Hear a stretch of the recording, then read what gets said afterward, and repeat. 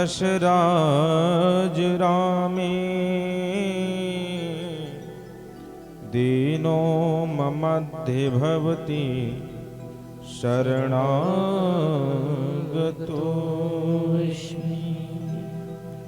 बोलो सीताराम भगवान की जय हो। कामाक्षी त्वं जगन्माता, कामाक्षी त्वं जगत्पिता, कामाक्षी त्वं जगद्धात्री, श्रीकामाक्षायै नमो नमः। बोलो कामाख्या महामाया की जय हो। अतुलित बलधामं हेमशैलाभदेहं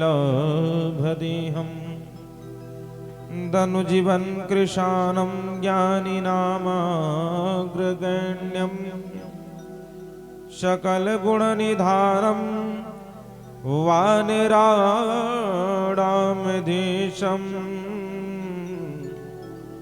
रघुपतप्रियभक्तं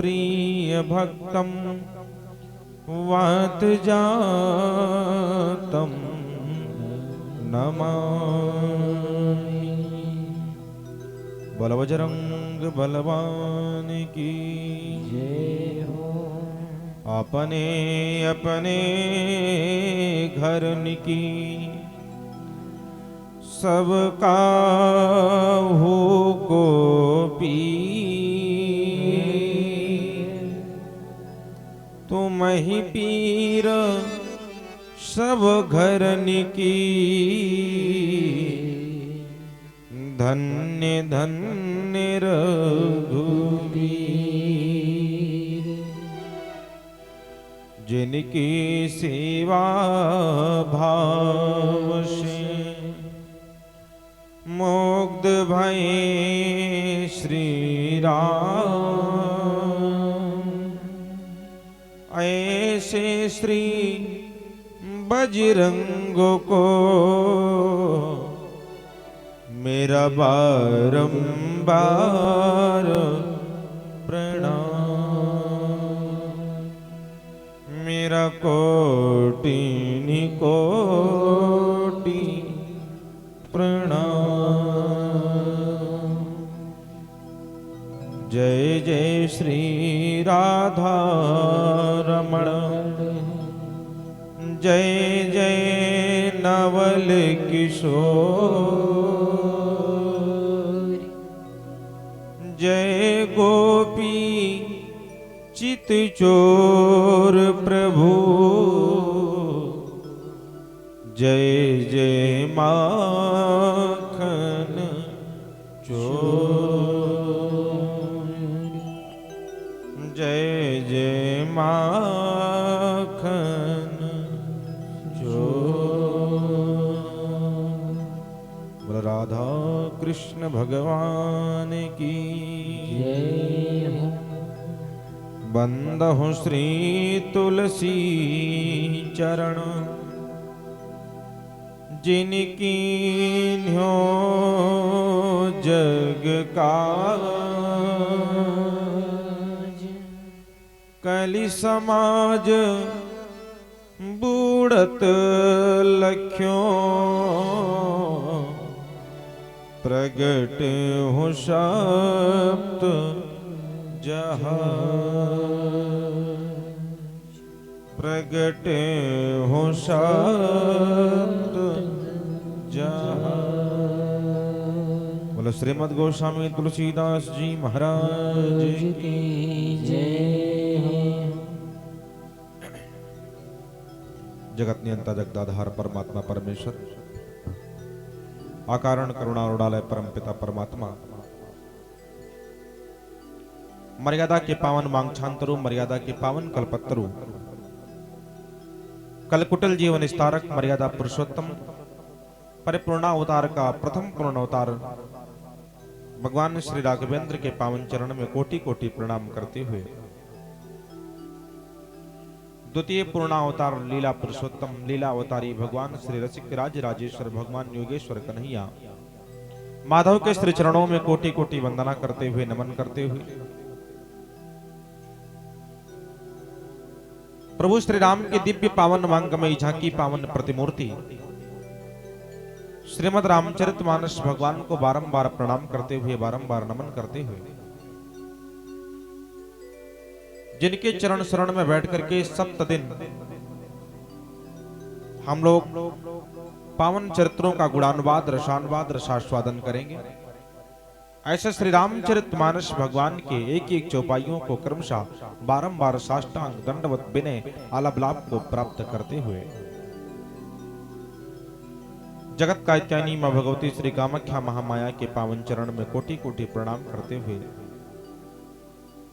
अनंत कोटि बलवंत संत श्री हनुमंतलाल जी महाराज को बारंबार प्रणाम करके, बारंबार नतमस्तक होकर के दंडवत करते हुए, साष्टांग विनय करते हुए इस गर्भगृह पावन मंच के रक्षार्थ उनको दिव्य सा आवाहन करके बैठाते हुए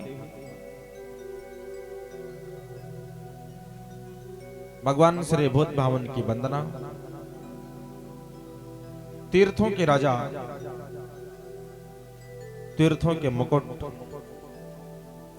तीर्थों के सर्वाणी भगवान श्री तीर्थराज प्रयाग को बारंबार प्रणाम करते हुए, बारंबार नमन करते हुए तीर्थराज के एक एक कण को, एक एक रज को अपने मस्तक पर चंदन समझ करके दिव्य सा अंकित करने का अलबलाभ और आभास प्राप्त करते हुए गौ माता की परिक्रमा, भारत मां को प्रणाम,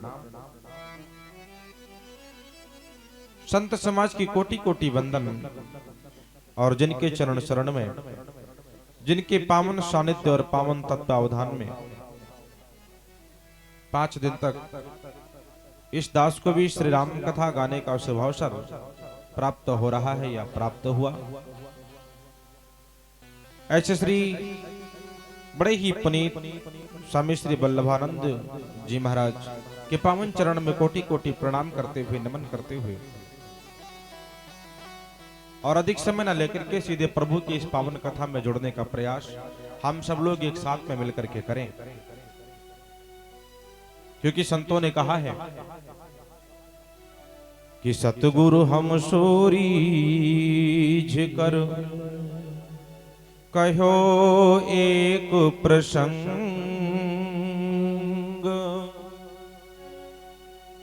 वर्षा बादल प्रेम का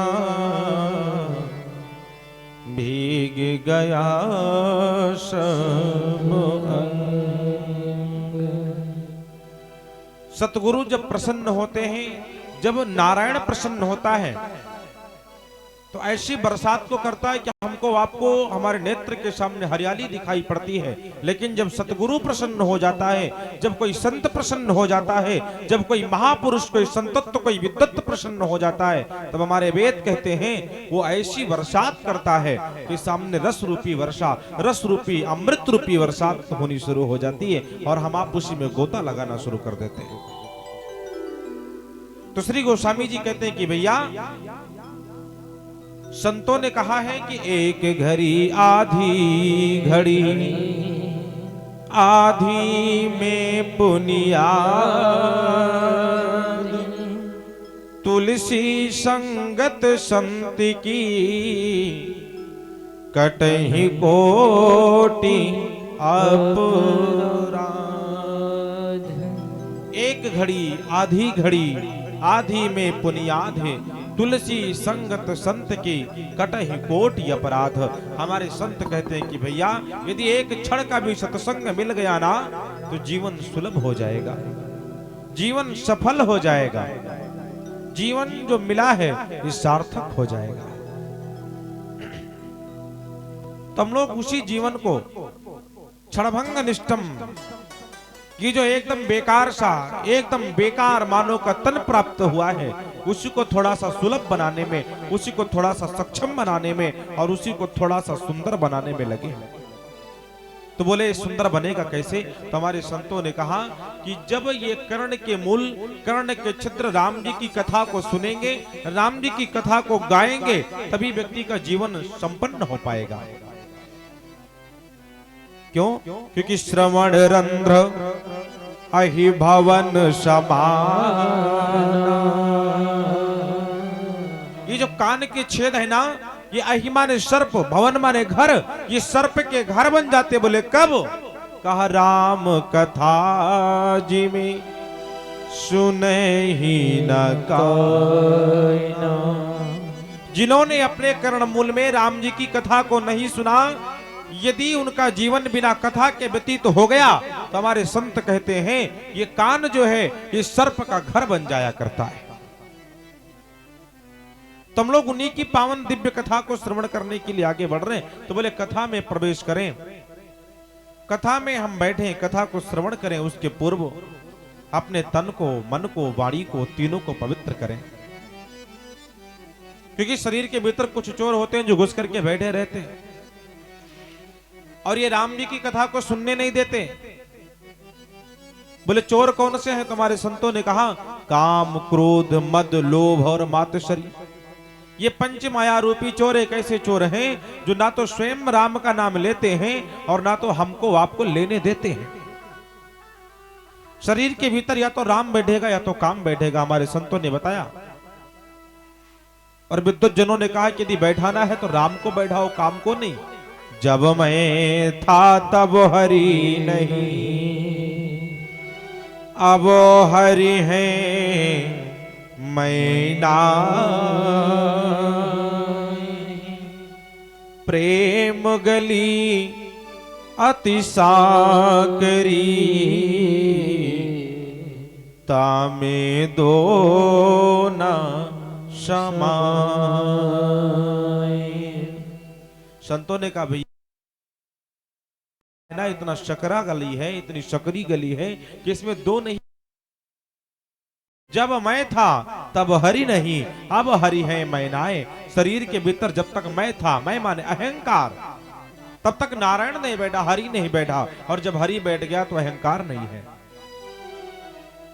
तो हम लोग राम जी की कथा को श्रवण करने के लिए शरीर के भीतर बैठे हुए चोर को निकाल करके बाहर भगाएं।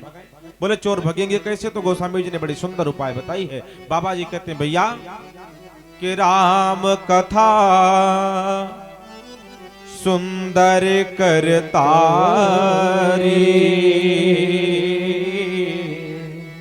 सन से बिहंग उड़ावन हारी।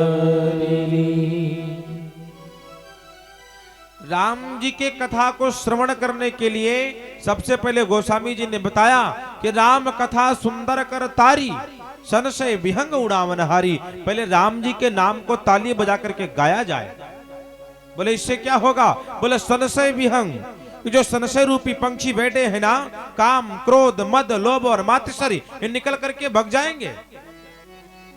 और जब शरीर से काम, क्रोध निकल करके भगेगा तो हम आप निर्मल हो जाएंगे। और जब हमारा आपका तन, मन, वाणी तीनों निर्मल हो जाएगा तब कथा श्रवण करने के अधिकारी हो जाएंगे। और जब कथा श्रवण करने के अधिकारी हो जाएंगे तब राम जी की प्राप्ति, राम जी की कृपा की प्राप्ति हमको आपको अनायास हो जाएगी।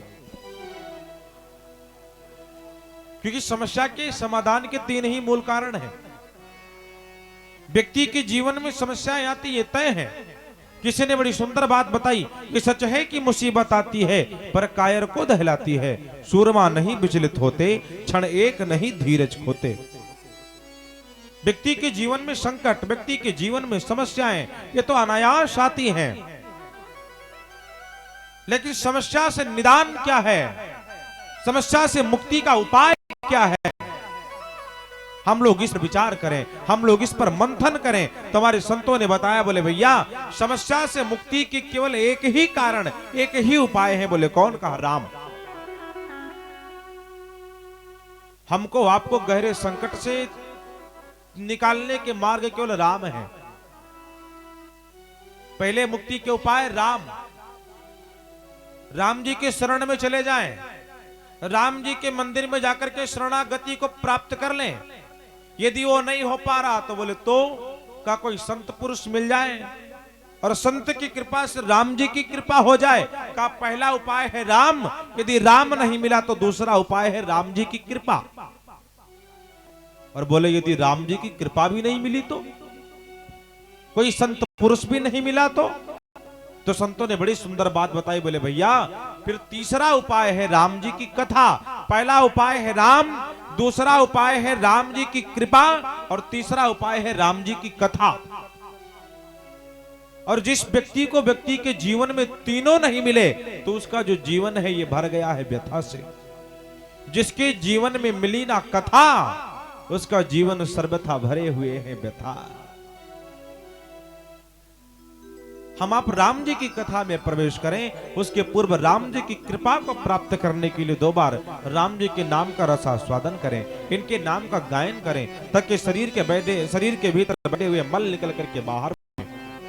सभी लोग प्रेम से धुन लगा करके बोलेंगे। और वैसे भी यह तो प्रयाग की भूमि है। हमारा तो सौभाग्य क्या, मेरा तो दुर्भाग्य है कि इतनी अवस्था में प्रयाग की भूमि पर इस मार्ग से जाना तो बहुत हुआ कार्यक्रमों को लेकर के, लेकिन प्रयागराज की पावन भूमि में मेले के भीतर, संगम के भीतर आने का शुभ अवसर इतनी अवस्था में पहली बार हुआ, और वो भी हमारे डीएम भैया के कारण ही हो गया। हम तो कहते हैं हमारा तो जीवन व्यर्थ में बीत गया। तो प्रयाग की भूमि कोई साधारण भूमि नहीं है। यहां पर कल्पवास करने के लिए लोग आते हैं। प्रयाग की भूमि हमको आपको बंधन युक्त मानव को बंधन मुक्ति की राह दिखाती है। प्रयाग की भूमि युक्त नहीं करती, मुक्त करती है। इसीलिए प्रयाग की भूमि महान भूमि है। और इस प्रयाग की भूमि पर बैठ करके हम लोग भी 2 बार उनके नाम का रसास्वादन करके इनकी कथा में डूबे। संत ने बड़ी सुंदर बात बताई है। देवर्षि नारद जी गा रहे हैं। मीराबाई अपने तार को लेकर के एक कोने में बैठ करके कहीं गा रही होगी। एकनाथ का दरबार कहीं लगा होगा, स्वामी बल्लभाचार्य बैठ करके गा रहे होंगे। तानसेन का मृदंग कहीं बज रहा होगा और एक ही नाम का उच्चारण कर रहा होगा। भैया नाम क्या है? संतों ने बड़ी सुंदर बात बताई। बोले वही नाम तो मुक्ति का साधन है।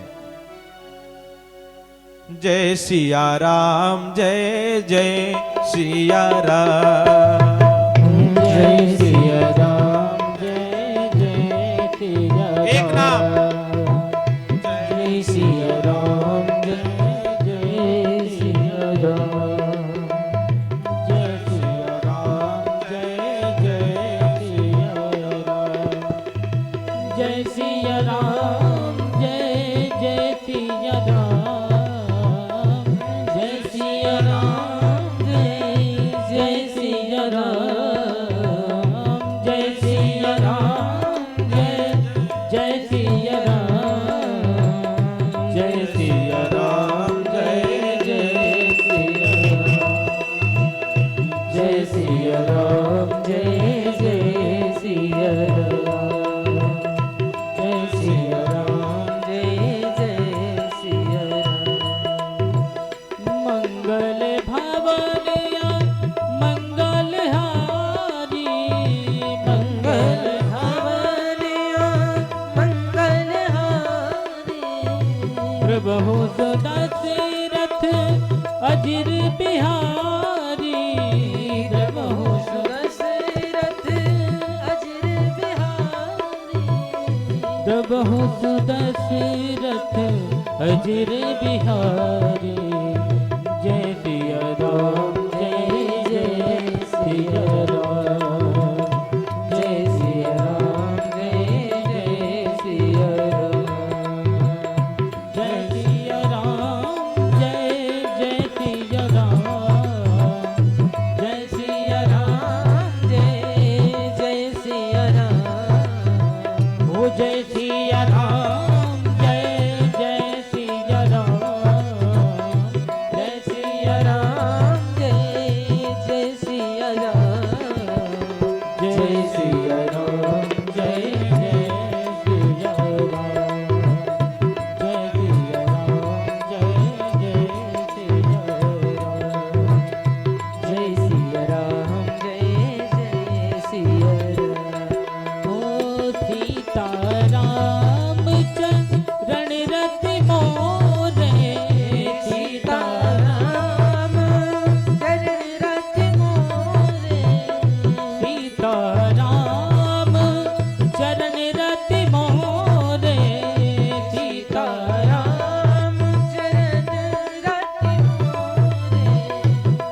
अनुदिन बढ़ाहु अनुग्रह तोरे, अनुदिन बढ़ाहु अनुग्रह तोरे, हो अनुदिन बढ़ाहु अनुग्रह तोरे।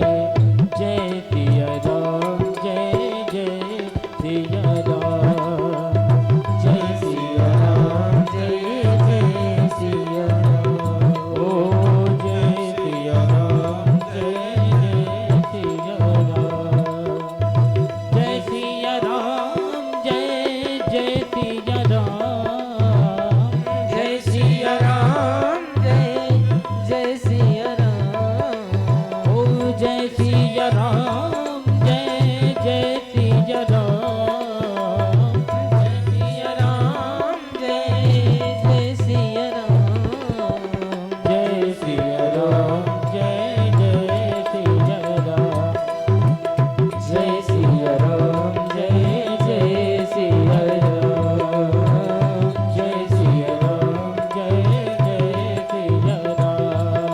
जय जय सिया राम, जय सिया राम जय जय सिया राम, जय जय सिया राम जय जय सिया राम, जय जय सिया राम। बोल राम लला सरकार की जय, श्रीमद रामचरितमानस भगवान की जय हो, श्री सीताराम भगवान की जय हो, बजरंग बलवान की जय हो, माता पिता की जय हो, गुरवृंद समाज की जय हो, बोध भावन शंकर भगवान की जय हो, जगजीवन साहेब की जय हो, तीर्थराज प्रयाग की जय हो, तीर्थराज प्रयाग रज की जय हो, श्री राम कथा महामहोत्सव की जय हो, आज के आनंद की जय हो, जय जय श्री सीता ओम नमः पार्वते पतये हर हर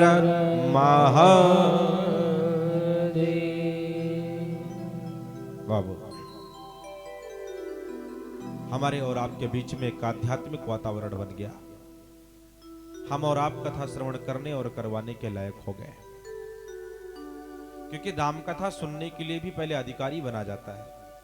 जिस प्रकार से हमारा आपका स्वास्थ्य सही ना हो और डॉक्टर के यहां जाते हैं तो डॉक्टर स्वास्थ्य को देख करके किस व्यक्ति को किस प्रकार के कितने एमएम के टेबलेट हजम हो जाएगी वही देता है।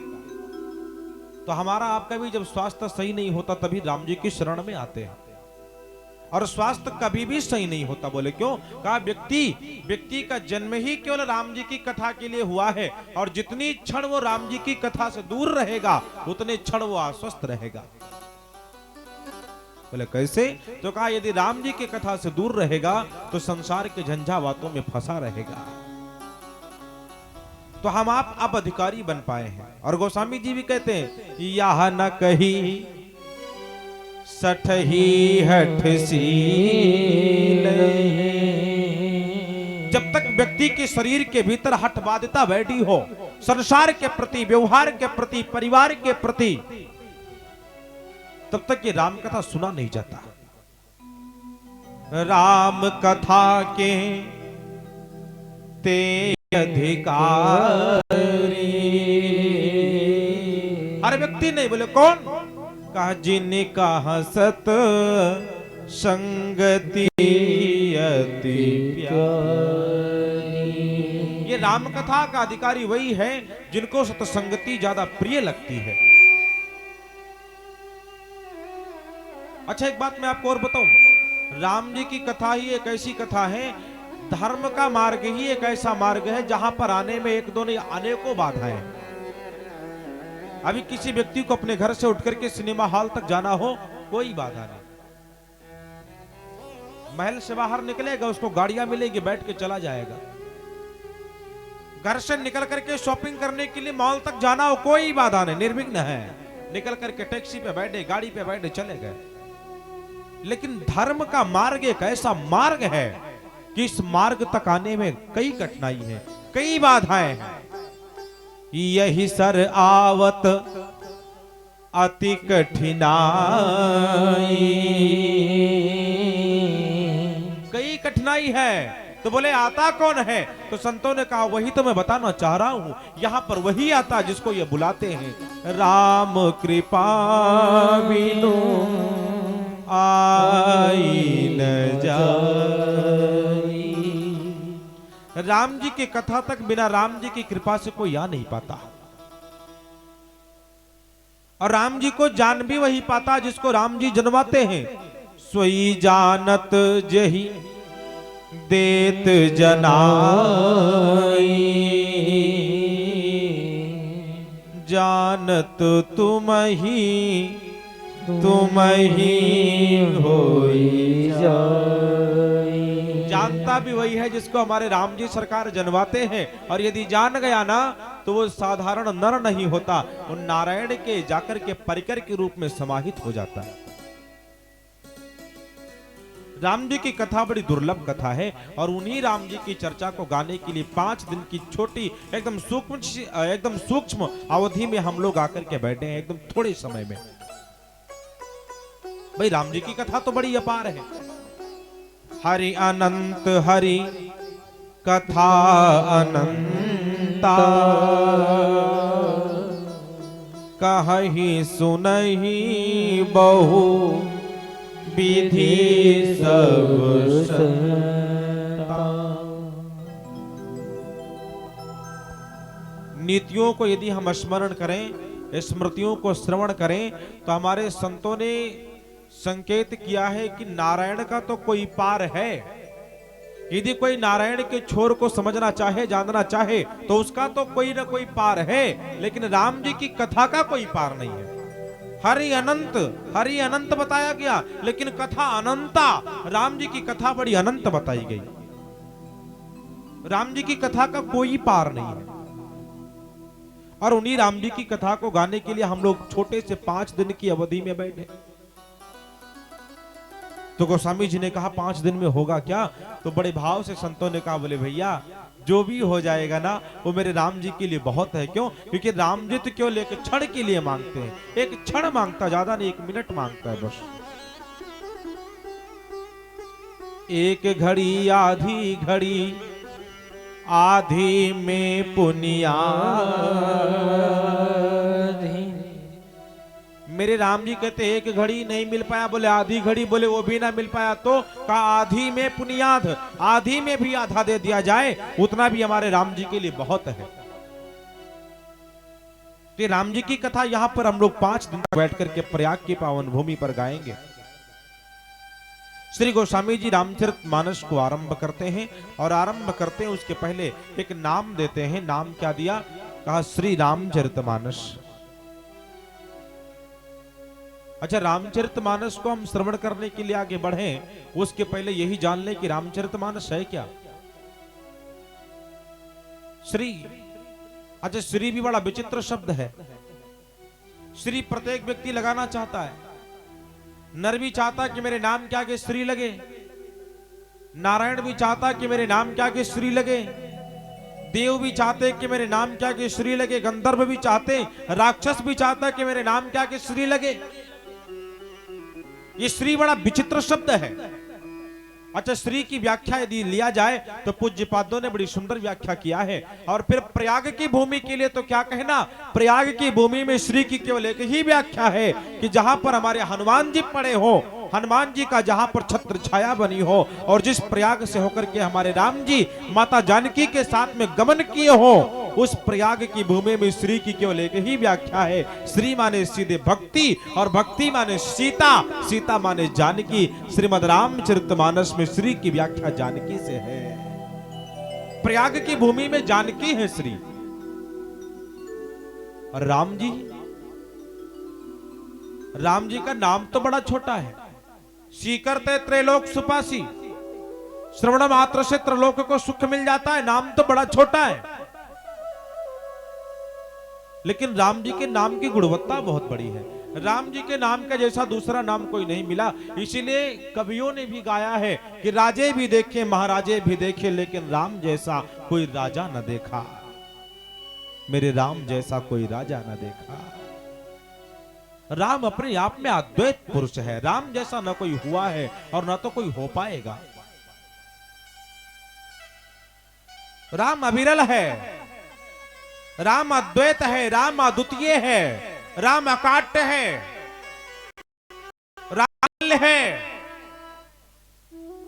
राम योगियों का योग है, राम भोगियों का भोग है, राम त्यागियों का त्याग है, राम इस प्रयाग की महिमा है, राम इस प्रयाग की गरिमा है। राम को क्या कहना मेरे भाई, राम प्रत्येक भक्ति की आत्मा का एक सम्राट है, उसी का नाम तो राम है।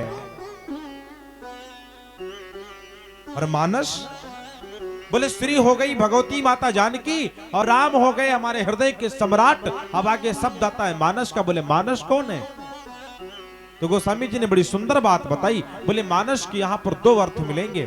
पहले तो जिस रामचरितमानस की कथा श्रवण करने के लिए बढ़े वो रामचरितमानस गोस्वामी जी ने लिखा नहीं है। बोले तो ये गोस्वामी जी की रचना नहीं है। बोले रचना किसकी है? तो बोले इसी रामचरितमानस में मिलती। गोस्वामी जी एक पंक्ति लिखते, एक चौपाई लिखते। गोस्वामी जी कहते हैं भैया रची महेश निज मानस राखा। गोस्वामी जी अपने मन में लिख करके रखते हैं और सुनाते कब हैं? पाई सुषम वो शिवासन भाव। सुंदर समय मिला है तो देवी पार्वती को सुनाया है। इसीलिए रामचरितमानस का नाम रामचरितमानस पड़ा है। महादेव ने इसकी रचना करके अपने मन में रखा है और महादेव भी विचार कर रहे कि कोई अधिकारी श्रोता मिल जाए तो सुना दे। और माता पार्वती को जब अधिकारी पाया है तब सुनाया। अच्छा पहले सुनाया भी नहीं, पहले माता पार्वती ने पूछा है, ऐसे नहीं सुनाया। सती जी को तो लेकर के बिना सती के कहे चले गए कथा सुनाने के लिए, लेकिन माता पार्वती को ऐसे नहीं सुनाया है। बोले तो कहा पहले पार्वती जी ने प्रश्न किया है। और प्रश्न कैसे किया? कथा जो सकल लोक हितकारी, कथा जो सकल लोक हितकारी, कथा जो सकल लोक हितकारी, कथा जो सकल लोक हितकारी, कथा जो सकल लोक हितकारी, सोई पूछने चाह शैल कुमारी, सोई पूछने चाह शैल कुमारी, सोई पूछने चाह शैल कुमारी। गोस्वामी जी कहते हैं कि भैया कथा जो सकल लोक हितकारी, सोई पूछन चाह शैल कुमारी। जो कथा हितकर कथा है, हितकारी कथा है। अच्छा देखिए मर्यादा पुरुषोत्तम और लीला पुरुषोत्तम दो अवतार हुए। मैंने अभी आपसे शुरुआत में कहा था कि नारायण के पूर्ण अवतार में दो पूर्ण अवतार हुए हैं। एक हुआ मर्यादा पुरुषोत्तम हमारे राम जी का और दूसरा हुआ लीला पुरुषोत्तम हमारे माधव का। एक तरफ मर्यादा पुरुषोत्तम के रूप में राघव है तो दूसरे तरफ लीला पुरुषोत्तम के रूप में माधव है। और संतों ने बड़ी सुंदर बात बताई। उद्धव से संत ने कहा, बोले उद्धव जिसको तुम भगवान मानते हो अर्थात कन्हैया को, वो कन्हैया कौन है? दूसरे के बहन बेटियों के साथ में रास रचाने वाला वो कन्हैया तुम्हारा भगवान हो गया। दूसरों के घर में जाकर के घर के नारियों के साथ में नृत्य करने वाला वो ग्वाला तुम्हारा भगवान हो गया। उद्धव ने बड़ी सुंदर बात बताई है और विदुर जी ने बड़ी सुंदर बात सुनी है। उन्होंने कहा, बोले भैया दोनों अवतार के अपने अपने प्रभाव, अपने अपने प्रताप हैं। जो आकर के रास रचा रहा है ना, उसकी कथा को सुनने के बाद में जीवन में उतारना नहीं है, केवल श्रवण करके आनंद प्राप्त करना है। वो आनंद का कंद है। भागवत जी की कथा मरना सिखाती है, जीना नहीं। और राम जी की जो कथा है, जो मर्यादा पुरुषोत्तम मेरे राघव की कथा है, इसको सुनने के बाद में जीवन में उतारना पड़ेगा, तब मुक्ति मिलेगी। राम जी की कथा जीना सिखाती है। इसीलिए संत कहते हैं, हमें निज धर्म पर चलना बताती रोज रामायण, सदा शुभ आचरण करना सिखाती रोज रामायण। जिन्हें संसार सागर से उतर कर पार जाना है, उन्हें भव से किनारे पर लगाती रोज रामायण। हमको आपको जीने का ढंग सिखाती है रामचरितमानस। जीने की एक शैली बताती है श्री रामचरितमानस। कोई साधारण ग्रंथ रामचरितमानस नहीं है। ऐसे राम कथा में हम लोग एक साथ में मिलकर के प्रवेश करें। और गोस्वामी जी ने रचना करना शुरू किया तो पहले श्लोकों की रचना किया है। देखिए, आप विचार करके देखिएगा, रामचरितमानस में 7 कांड हैं। बाल कांड, अयोध्या कांड, अरण्य कांड, किष्किंधा कांड, सुंदर कांड, लंका कांड और उत्तर कांड। और गंभीर भाव में यदि आप आकर के विवेचन करेंगे तो 7 कांड हमारे राम जी सरकार के अंग हैं। राम जी सरकार के सप्त अंग हैं 7 कांड। माने कैसे? रामचरितमानस का जो बाल कांड है, बाल कांड को हमारे राम जी सरकार का चरण बताया गया। बोले ये चरण क्यों बता दिया, कैसे बता दिया? तो संतों ने कहा, बाल कांड प्रभु चरण अयोध्या कटिमो है, उदर बन्यो आरण्य हृदय किष्किंधा सोहे। बालकांड हमारे राम जी सरकार के चरण हैं। तो बोले राम जी के चरण बालकांड क्यों है? तो गोस्वामी जी ने बड़ी सुंदर बात बताई। बोले भैया, राम जी का जो चरण है ये बड़े गहरे में है। अर्थात परमात्मा का चरण जो है बड़े गहरे में। बोले ये कैसे माने? तो कहा परमात्मा के साकार स्वरूप का एक बार दर्शन करिए। साकार रूप में लिखा है, पद पाताल शीस अजधामा, अपर लोक अंग अंगे विश्रामा। नारायण का जो पैर है वो अतल वितल सुतल तलातल महातल रसातल पाताल में, और जो सर है ये भू भुआ जना तपा सत्य और वैकुंठ लोक में है। तो बोले नारायण के चरण और पाताल से बालकांड का लेना देना क्या है? तो संतों ने बड़ी सुंदर बात बताई। बोले भैया, बालकांड की कथा जो है ना, जिस प्रकार से राम जी का चरण बड़े गहरे में है, पाताल में है, उसी प्रकार से बालकांड की कथा भी बड़ी गहरी कथा है। बोले गहरी कथा? बोले हाँ। बोले ऐसा क्या है? तो गोस्वामी जी ने बताया। बोले भैया, बालकांड में ही माता सती को महादेव ने छोड़ा, त्यागा है। यही तन सती भेंट अब नाही। और उसका कारण क्या है? कितना गहरा? बालकांड में ही राम जी अवतार लेकर के आए हैं, और राम जी के अवतार के कारण कितने गहरे हैं, इसकी चर्चा भी बालकांड में ही मिलती है। राम जन्म कर हेतु अनेका, परम विचित्र एक ते राम जी के अवतार के जो विचित्र कारण अर्थात गहरे कारण है वो भी कहीं अलग नहीं, बालकांड में ही है। इसीलिए गोस्वामी जी ने बालकांड को राम जी सरकार के चरण बता दिए। बोले चलो ये तो मान लिया, अब अयोध्या कांड कमर किस नाते कह रहे? बालकांड राम जी के चरण है ये तो मैंने माना, लेकिन अयोध्या कांड कमर कैसे बन गया? तो गोस्वामी जी ने बड़ी सुंदर बात बताई। बोले भैया अयोध्या कांड में जितने भी पात्र आपको मिलेंगे सब एकदम कमर कसे तैयार हैं। बोले कैसे? तो बाबा ने स्पष्ट किया है। बोले अयोध्या कांड में हमारे राम जी सरकार वनवास जाते हैं। मंथरा एकदम साधारण सी दासी है, लेकिन उसकी प्रतिज्ञा कितनी कठोर है। इतनी साधारण सी दासी यह घोर प्रतिज्ञा करती है,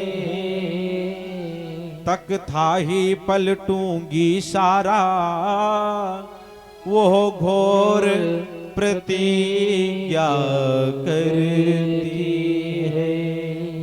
एकदम साधारण सी दासी मंथरा वो एकदम कमर कसे तैयार है कि राम को राजा बनने नहीं दूंगी, राम तो वनवास जाएगा।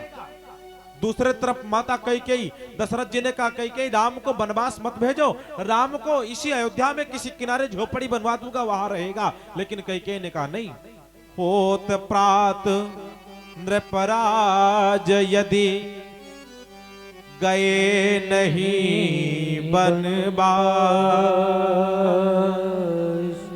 तजब प्राण राहुर अजसी सुनियो पुनी पुनी बात। कई दूसरे तरफ कमर कस के तैयार है, यदि सुबह राम वनवास नहीं जाते तो अपने प्राणों का परित्याग कर दूंगी। लक्ष्मण जी तीसरे तरफ कमर कसे तैयार हैं, भैया आप जा रहे हैं मुझको साथ में लेकर के चलिए, यदि मुझे लेकर के नहीं जाएंगे तो आप भी जा नहीं सकते। अयोध्या वासी अलग कमर कस के तैयार हैं कि राजा को छोड़ना पड़ेगा तो छोड़ दूंगी, अयोध्या को यदि छोड़ना पड़ा तो छोड़ दूंगा, लेकिन राम को वनवास जाने नहीं दूंगा। संतों ने कहा भैया अयोध्या कांड में सब एकदम तैयार खड़े हैं, इसीलिए अयोध्या कांड को हमारे राम जी सरकार की कमर बताई गई। बोले अरण्य कांड कहा उदर बनो आरण्य हृदय किस किंधा सोहे। अरण्य कांड को मेरे राम जी सरकार का उदर बताया गया। और उदर किसको कहते हैं? पेट को। और पेट का काम क्या है? हाँ, पेट का काम है कि जो भी खाया जाए सब उसी में पच जाए, चाहे जो खाते पेट पचा लेता है। तो बोले पेट से और पचने से अरण्य कांड से इसका मतलब, इसका नाता क्या है? तो संतों ने बड़ी सुंदर बात बताई। बोले भैया अरण्य कांड में हमारे राम जी सरकार ने कुछ ऐसे काम किए हैं केवल माता जानकी और प्रभु श्री राम ही जान पाए और तीसरा कोई नहीं जान पाया। बोले कौन कौन से काम? तो संतों ने बड़ी सुंदर बात बताई। बोले भैया अरण्य कांड में ही हमारे राम जी सरकार माता जानकी को अग्निदेव के हवाले करते हैं और उनसे प्रार्थना करते हैं कि अग्निदेव जब लगे करहूं निशाचर नासा, तब लगे करहूं अग्नि महवासा। जब तक मैं निशाचरों का संहार करता हूं तब तक तुम जाकर के अग्नि में वास करो। और बोले इस बात को जान कौन पाया? संत ने बड़ी सुंदर बात बताई। बोले भैया लक्ष्मण हो यह मरम न जाना, जो कछु चरित रचे हो भगवान। इस बात को राम जी के साथ में सदैव रहने वाले लक्ष्मण जी भी नहीं जान पाए जो हमारे राम जी सरकार ने किया। अर्थात राम जी के बात में, राम जी की बात राम जी के पेट में ही पच के रह गई, इसीलिए अरण्यकांड को हमारे राम जी सरकार का उदर बताया गया और किष्किंधा कांड को मेरे राम जी का हृदय बताया जाता है। हृदय किष्किंधा सोहे। तो बोले किष्किंधा कांड को हृदय क्यों बताया गया? तो संत ने बड़ी सुंदर बात बताई। बोले भैया किष्किंधा कांड में हमारे राम जी सरकार मित्रता करते हैं। और मित्रता किससे करते हैं? ऋष्यमुख पर्वत पर बैठे हुए सुग्रीव से मित्रता करते हैं। और राम जी मित्रता की परिभाषा सिखाते हैं। मित्रता करना आसान है, लेकिन मित्रता का मतलब क्या है जरा ये तो समझो एक बार। जो न मित्र दुख हो ही दुखारी, तिनहि बिलोकत पातक भारी। जो मित्र के दुख में दुखी नहीं होता, जो मित्र के सुख में सुखी नहीं होता ना, ऐसे मित्रों का मुख देखना ये रामचरितमानस पाप कह रही है, पाप है। और मैं तो कहता हूं कि शिष्य खूब बनाइए, और हमारे भी शिष्य बहुत है, लेकिन मित्र बहुत कम है। मित्र 2 4 5 की संख्या में ही है, ज्यादा नहीं है। बोले क्यों? कहा मित्र कर्ण के जैसे होना चाहिए। यदि हम सुमार्ग पर हैं, हमसे अच्छा हुआ तब तो वो हमारे साथ खड़ा है। यदि देव योग से परमात्मा की कोई कुदृष्टि हो गई, यदि हमसे कुछ गलत भी हो गया, तब भी वो हमारे साथ में खड़ा रहे, उसको मित्र कहते हैं। और मित्र कर्ण की भांति होना चाहिए। मित्र कह देना नहीं, मित्र बना लेना ये आसान है, लेकिन मित्रता को निभा ले, मित्रत्व की परिभाषा स्थापित कर दे, ये बड़े बिरले मिला करते हैं। हजारों मित्र होते हैं जब जरिया पास होता है। हजारों मित्र होते हैं जब जरिया पास होता है। मुसीबत में सब टूट जाते हैं जो रिश्ता खास होता है। जो मुसीबत में काम आ जाए वही सच्चा मित्र है। किसी के काम जो आए उसे इंसान कहते हैं, पराया दर्द अपनाए उसे इंसान कहते हैं। भरने को तो दुनिया में पशु भी पेट भरते हैं, पथिक जो बांट कर खाए उसे इंसान कहते हैं। जन्म लेना ये बड़ी बात नहीं है।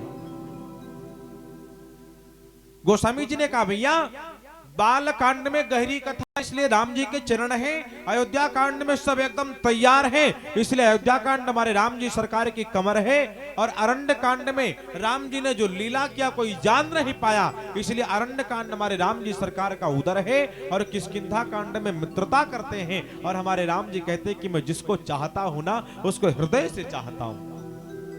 यदि मैंने प्रीत लगाई है, वो चाहे जटायु हो, चाहे सुग्रीव हो, चाहे विभीषण हो, चाहे हनुमान जी हो, जो मेरे शरण में एक बार आया है वो तर गया, मैंने उसको हृदय से लिया है। इसीलिए किष्किंधा कांड को मेरे राम जी सरकार का हृदय बताया गया। और सुंदरकांड, सुंदर ग्रीव मुखार बिंदु लंका कही गायो। जो सुंदर कांड है ये मेरे राम जी सरकार का ग्रीव माने गला। सुंदर कांड हमारे राम जी का गला है। और बोले राम जी का गला क्यों मान लें इसको? तो बड़ी सुंदर बात गोस्वामी जी ने बताई। बोले राम जी जब छोटे थे ना, एकदम छोटे, जब बोल नहीं पा रहे थे, उस समय जब राम जी बोलते थे तो माता को बड़ा प्रिय लगता था। जो बालक कहा तो तेरी बाता, सुनहि मुदित मन पितो माता। राम जी की वाणी माता को तब अच्छी लगती है जब राम जी बोल ही नहीं पाते, तोतली भाषा में बोल रहे हैं। उस समय राम जी की वाणी माता कौशल्या को, माता सुमित्रा को, देवी कैकेयी को प्रिय लगती है। और अब तो हमारे राम जी सरकार यौवन हो गए। अब तो वो जटायु के सामने, विभीषण के सामने, कबंध के सामने, अत्रि के सामने, जाबाली के सामने, अनसुईया के सामने राम कथा गाते हैं। और जब राम जी कोई शब्द को बोलेंगे तो शब्द कठोर होगा या कोमल होगा, आप ही बताइए। सुंदरकांड हमारे राम जी सरकार का गला है। और वैसे भी सुंदरकांड की कथा कितनी सुंदर है आप लोगों को पता ही है। व्यक्ति रामचरितमानस नहीं करवा पाता, बड़े खर्चे में आ जाता है। लेकिन हमें लगता है कि प्रत्येक 15 घर में एक घर ऐसे आते हैं जिसमें सुंदरकांड नित्य होते ही है। और हमें लगता है यहां पर बैठे हुए कई सारे ऐसे पुरुष होंगे, ऐसी हमारी माताएं होंगी जो सुंदरकांड का पाठ, हनुमान चालीसा का पाठ नित्य करते होंगे। सुंदरकांड की कथा सुंदर है, क्यों? क्योंकि राम जी की गला है। और लंका कांड को मेरे राम जी सरकार का मुख बताया गया। बोले मुख क्यों बता दिया गया? तो गोस्वामी जी ने बड़ी सुंदर बात बताई। बोले राम जी का जो मुख है कोई साधारण मुख नहीं है। यदि लंका कांड राम जी का मुख है तो लंका कांड में हुआ क्या? कुंभकर्ण घननाद कटक योधा जहां समाये। जहां पर कुंभकर्ण, रावण, मेघनाद बड़े बड़े योद्धा धराशायी हो गए, मारे गए, जिस मुख में आकर के समा गए वो मेरे राम जी सरकार का मुख है। और इस बात को मैं आपको स्पष्ट करूं, इसी रामचरितमानस में गोस्वामी जी एक चौपाई लिखते हैं। गोस्वामी जी कहते हैं, जो अपराध भगत कर करई राम रोष पावक सोजरई। हमारे राम जी कहते हैं कि मेरा अपमान कर दो चलेगा, हमको मार दो चलेगा, लेकिन यदि मेरे भगत का अपमान करोगे, यदि मेरे भगत को गाली दोगे, यदि मेरे भगत को मारोगे ना, तो उसका परिणाम क्या होगा? राम रोष पावक सोजरे। राम रूपी अग्नि में जलकर के भस्म हो जाओगे। राम जी के मुख की जो अग्नि है कोई साधारण अग्नि नहीं है। और लंका कांड को युद्ध कांड बताया गया। यहां पर हमारे राम जी सरकार के भक्त के विरह रूपी अग्नि लपटाओं को मेरे राम जी सरकार निकालते हैं, और उसी में रावण, कुंभकर्ण, घननाद ये मर करके समाप्त होते हैं। इसीलिए लंका कांड हमारे राम जी सरकार का मुख बताया गया। और उत्तरकांड हमारे राम जी सरकार का मस्तक बताया गया। क्यों? क्योंकि राम जी का मस्तक सदैव सात्विक होता है। इसीलिए संतों ने कहा, यदि पूरी रामचरितमानस आप ना पढ़ पाइए तो कोई बात नहीं, केवल दो भाग पढ़ लीजिए। बोले कौन कौन? कहा बाल कांड कर आदि और उत्तर करयंत, इन दो को समझ ले सबसे बड़ा है संत। जो बाल कांड के आदि यानी कि शुरुआत को समझ लेता है और उत्तर कांड के अंत को जान लेता है, तो गोस्वामी जी कहते उससे बड़ा कोई दूसरा संत नहीं है। वो बहुत बड़ा संत है। और यहीं पर हमारे गोस्वामी जी पूरे रामचरितमानस को आदि अंत लो जानिए रामायण श्री राम तन।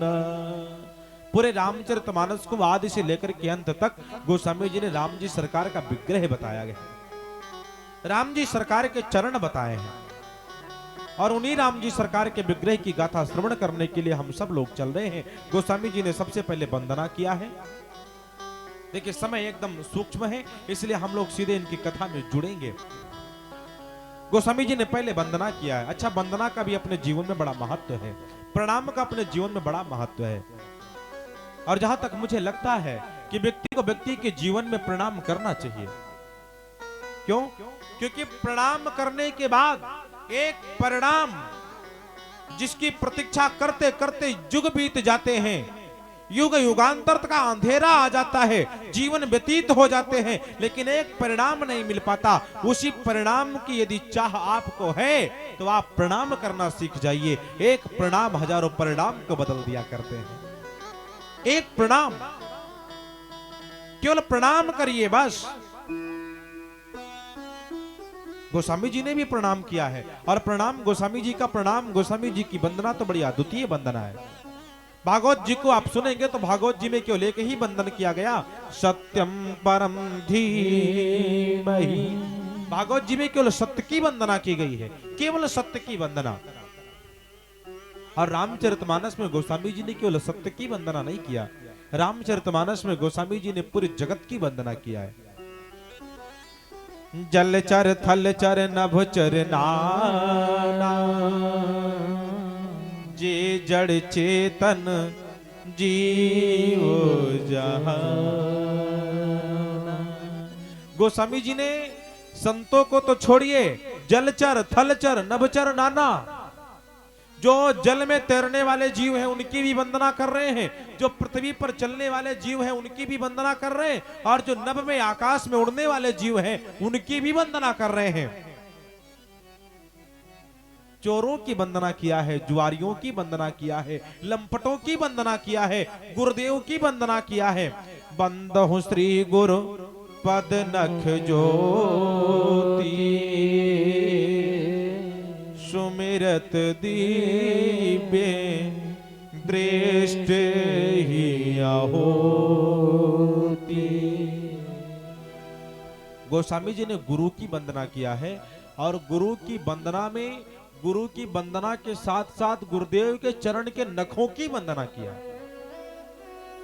अब आप संयम से विचार करिएगा कि गुरु कितना कमाल का होता है। इसीलिए तो गुरु को कहा गया गुरुर साक्षात पार ब्रह्म तस्मै श्री गुरुवे नमः। वो गुरु कोई साधारण हो या कोई असाधारण हो, कोई ज्यादा ज्ञानवान हो या बिना ज्ञानवान हो, यदि मैंने गुरु मान लिया है तो केवल गुरु भाव से ही देखें। और यदि गुरु के भाव से देखेंगे ना तो हमारी रक्षा करने के लिए उसी गुरु में पार ब्रह्म आ जाएगा।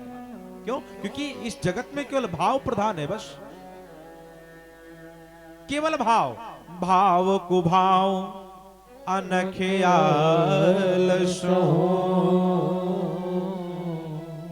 जपत सदा मंगल दिशि दशो। इस जगत में केवल भाव की एक प्रधानता है। गोस्वामी जी ने गुरुदेव के चरण नखों की वंदना किया है, गुरुदेव के चरण रज की वंदना किया है। और गुरुदेव के चरण रज को क्या कहते पता है? गुरुदेव के चरणों की रज को गोस्वामी जी अंजन कहते हैं, काजल। गुरुदेव आपके चरण की रज को उठा करके ये गोस्वामी तुलसीदास अपने नेत्रों में काजल की भांति लगा रहा है। अब आप विचार करिए, जब हम गुरुदेव के रज को अपने नेत्र में काजल समझ करके लगाना शुरू कर देंगे, राम जी की कथा को काजल समझ करके लगाना शुरू कर देंगे, तो हम कितने सुंदर लगने लगेंगे। एक साधारण एकदम छोटा सा बालक होता है, एकदम छोटा, 5 वर्ष 2 वर्ष 1 वर्ष का बालक देखने में बड़ा सुंदर लगता है, बड़ा चंचल होता है, बड़ा चंचल। प्रत्येक व्यक्ति की इच्छा होती है कि अपनी गोदी में लेकर के उसको खिलाएं। और अब आप गौर करके देखिएगा, यदि उसी बालक के मस्तक पर उसकी मां एक काजल को उठा करके आंखों में लगा देती है और मस्तक पे काला टीका लगा देती है, तो बालक देखने में कितना और सुंदर लगने लगता है। उसकी सुंदरता में 4 चांद लग जाता है। जो नाभि लेने का इच्छुक है वो भी लेकर के खिलाने का प्रयास करता है। अब आप विचार करिएगा, यदि लौकिक बच्चे के नेत्र में, लौकिक बच्चे के मस्तक पे लौकिक काजल को वांचने के बाद वह बालक देखने में 4 गुना सुंदर लगने लगता है, यदि हम आप अपने जीवन में अलौकिक राम कथा रूपी काजल को वांच लेंगे, उसके बाद में परमात्मा हमको आपको लेकर के गोदी में खिलाए, तो क्या चिंता की बात। हाँ, नारायण भाव ही तो मांग रहा है। गोस्वामी जी ने गुरुदेव के चरण रज को काजल समझ करके अपने नेत्रों में लगाया है, चंदन समझ करके अपने मस्तक पर अंकित किया है, सबकी वंदना किया, अयोध्या की वंदना किया है। अयोध्या को गोस्वामी जी ने शीर्ष पे रखा है। माई बाप, गोस्वामी जी जब अयोध्या की वंदना करते हैं ना, तो कहते हैं दिस प्राची बंदहु अवधपुरी दिस प्राची। ये अयोध्या जो है, इसको मैं पूरब दिशा मानता हूं, और दिशाओं में श्रेष्ठ दिशा पूरब कहलाती है। गोस्वामी जी ने अयोध्या को श्रेष्ठ माना है। बंदहु अवधपुरी अति पावन, उत्तर दिशि बाहा शरेयो पावनी। अयोध्या की भूमिका अपनी एक अलग भूमिका। माई बाप, जो अयोध्या में पैदा हुआ है, जो अयोध्या में जाकर के कभी कभी अयोध्या का दर्शन करता है, एक बार उससे पूछिए कि अवध का सुख क्या है, तो बताएगा। जो अयोध्या की गली में जाकर के घूमा है, जो कनक भवन के गलियारे में टहला है, जो शीश महल के दरवाजे के सामने जाकर के पड़ा है, जिसने हनुमानगढ़ी का दर्शन किया हो, जिसने जन्मभूमि के सामने मस्तक नवाया हो, उससे पूछिए कि अयोध्या का सुख क्या है, अयोध्या की ललाट, अयोध्या की लालिमा क्या है, वो बता पाएगा। गोस्वामी जी ने अयोध्या की वंदना किया है, सबकी क्रम से वंदना करते हैं, और उसके बाद में अंत में बाबा ने केवल एक ही शब्द में सबकी वंदना किया। अपने दोनों हाथों को ऐसे जोड़े हैं और जोड़ करके जगत के तरफ घूमे, और गोस्वामी जी के मुख से आवाज आई, बोले भैया सिया राम मैं सब जग जानी,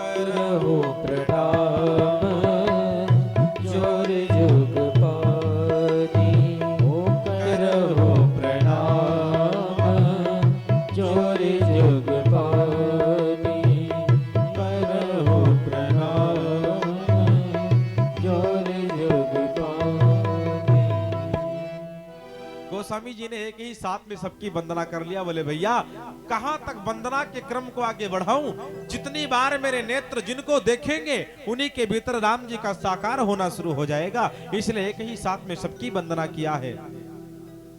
सिया राम मैं सब जग जानी,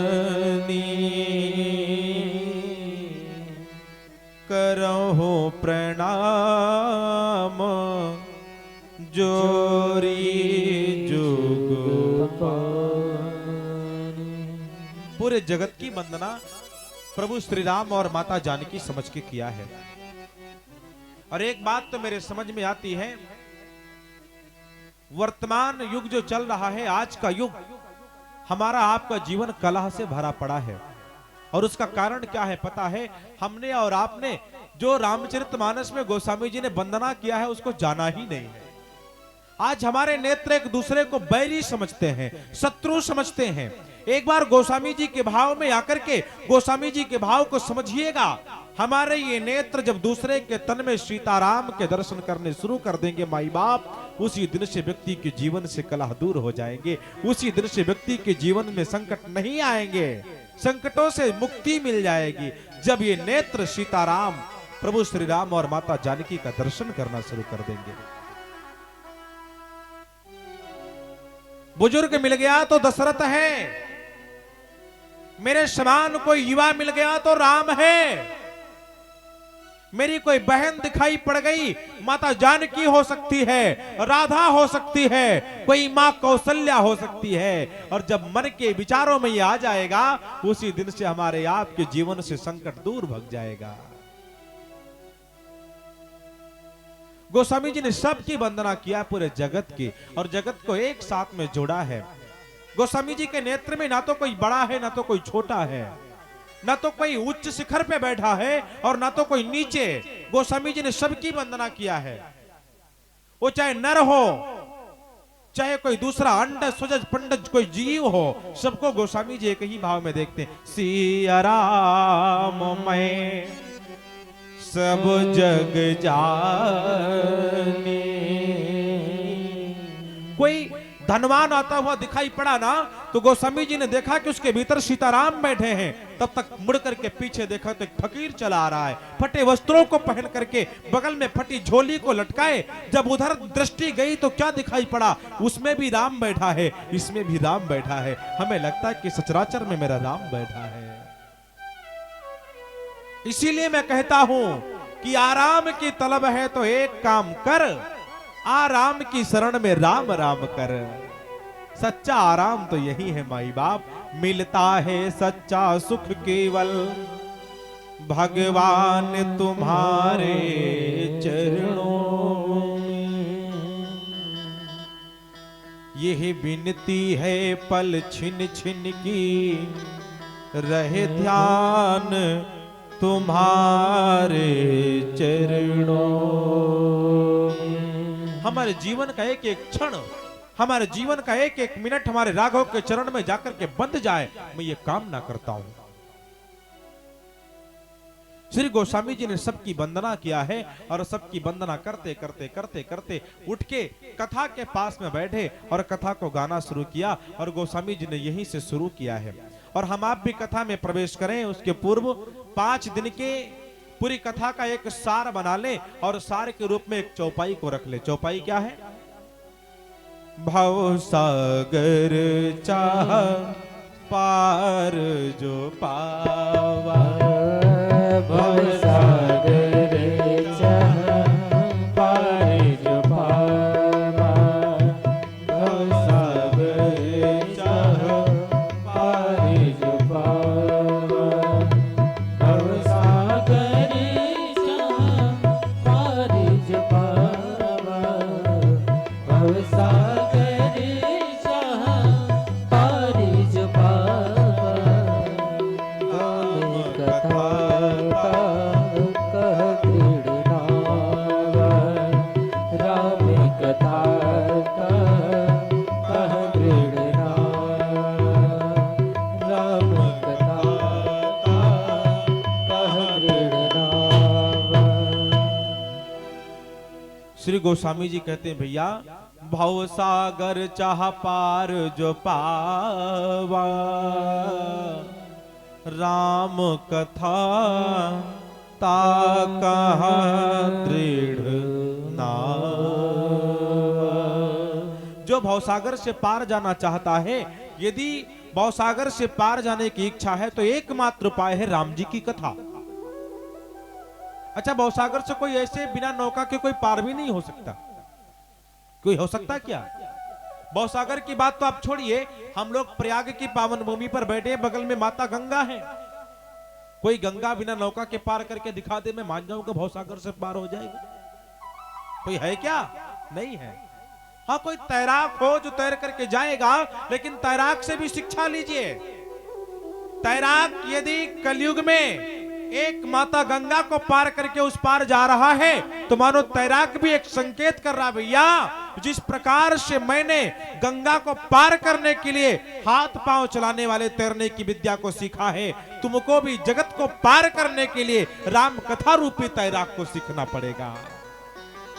सीखना तुमको भी पड़ेगा। अच्छा, विचित्र बात और है, गोस्वामी जी ने भवसागर की तुलना संसार सागर से किया है। इसका मतलब क्या, कभी आपने समझा? गोस्वामी जी ने पूरे संसार को भवसागर कह रहे हैं। मानो गोस्वामी जी संकेत कर रहे हैं कि आप भवसागर के किनारे कभी जाएंगे, भवसागर कहते हैं समुद्र को। आप कभी समुद्र के किनारे जाइए तो आपको दिखाई क्या पड़ेगा पता है? समुद्र का जल बड़ा स्वच्छ, एकदम साफ, एकदम निर्मल, कोई मलिनता नहीं। लेकिन समुद्र का जल साफ तो है, निर्मल तो है। से एक बार समुद्र के जल को अपनी अंजलि में लेकर के पान करके देखिए, पी के देखिए, समुद्र का जल आपको खारा लगेगा। मानो समुद्र का जल निर्मल तो है, देखने में स्वच्छ तो है, साफ तो है, लेकिन पीने में खारा है। उसी प्रकार से गोस्वामी जी कहते हैं, भैया ये जो जगत दिखाई पड़ रहा है ना, ये देखने में सुंदर तो है, देखने में हमको आपको दिव्य तो लग रहा है, लेकिन जिस प्रकार से समुद्र का जल केवल देखने में अच्छा लगता है, पीने में खारा है, उसी प्रकार से ये जगत भी केवल देखने में अच्छा लग रहा है, यदि रहोगे तो खारा प्रतीत होगा। जगत केवल देखने के लिए बना है, रहने के लिए नहीं। अच्छा, दूसरी बात, कभी आप समुद्र में देखेंगे तो समुद्र में सदैव उफान आते रहते हैं। कभी लहरें इधर को आती हुई दिखाई पड़ेंगी, कभी जाती हुई दिखाई पड़ेंगी। यहाँ भी संसार सागर से बाबा ने सटीक तुलना किया है। हमारे जीवन की गति भी वही है। जिस प्रकार से समुद्र में लहरें आती हैं, आते और जाते हुए दिखाई पड़ती हैं, उसी प्रकार से व्यक्ति के जीवन में जो भावसागर में जो जीवन है, इसमें भी लहरें आती और जाती हुई ही दिखाई पड़ती हैं। कभी व्यक्ति के जीवन में अनेकों प्रकार के परिवार से जुड़े विचार उठते हैं, कभी व्यापार से जुड़े विचार उठते हैं। इसीलिए किसी संत ने बड़ी सुंदर पंक्ति गुनगुनाई है। हमारे संत कहते हैं, भैया हमारे जीवन के सार्थकता को यदि प्राप्त करना है तो एक काम किया जाए। जितनी बार उठा जाए, जगा जाए, बैठा जाए ना, तो मन में एक ही विचार चले। विचार कौन सा? आते जाते हुए गुनाया करो।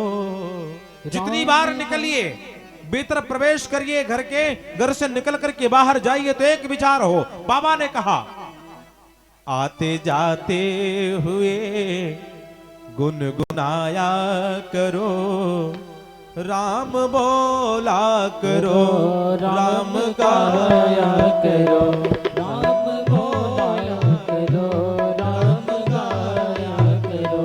आते जाते यही गुनगुनाया करो, आते जाते हुए गुनगुनाया करो, राम बोला करो, राम गाया करो।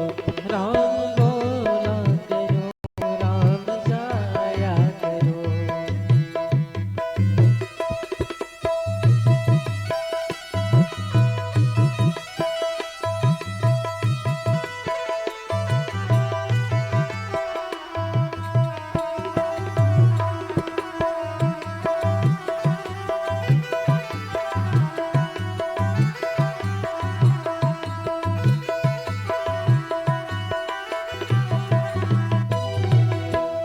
और रिश्ता रखते हो जैसे तुम संसार से, हाँ संसार से मोह बंधन बंधा है जैसे परिवार से, मोह बंधन बंधा है जैसे परिवार से। और रिश्ता रखते हो जैसे तुम संसार से, हाँ संसार से मोह बंधन बंधा है जैसे परिवार से मोह बंधन बंधा है जैसे परिवार से।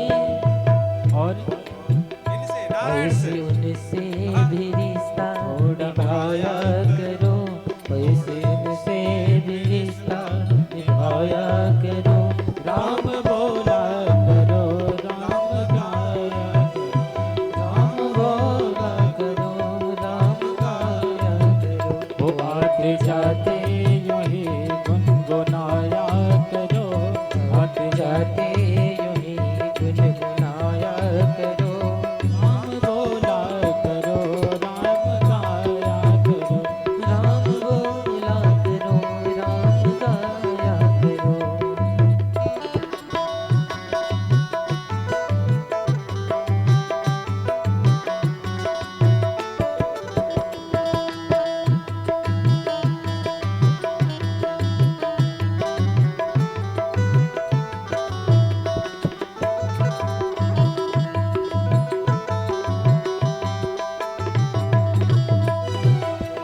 वो कौन कहता है कि छोड़ कर काम को, छोड़ कर काम को, अच्छा हो अगर याद रखो तुम राम को, अच्छा हो याद रखो अगर राम को।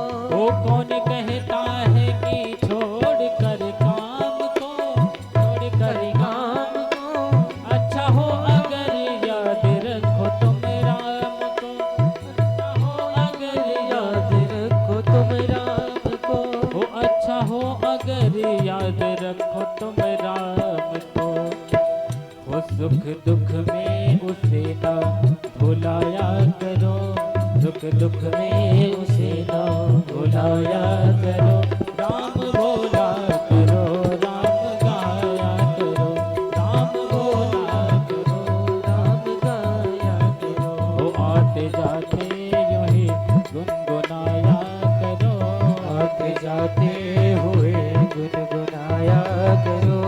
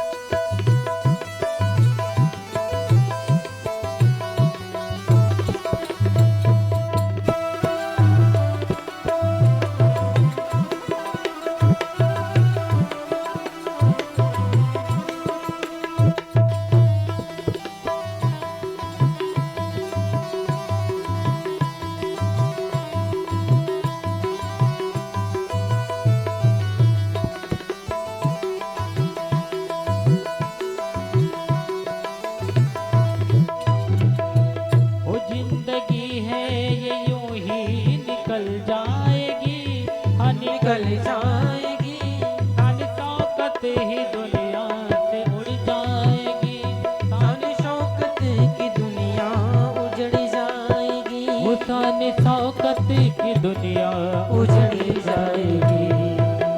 वो अपने मन से न उनको भुलाया करो, वो अपने मन से न उनको भुलाया करो।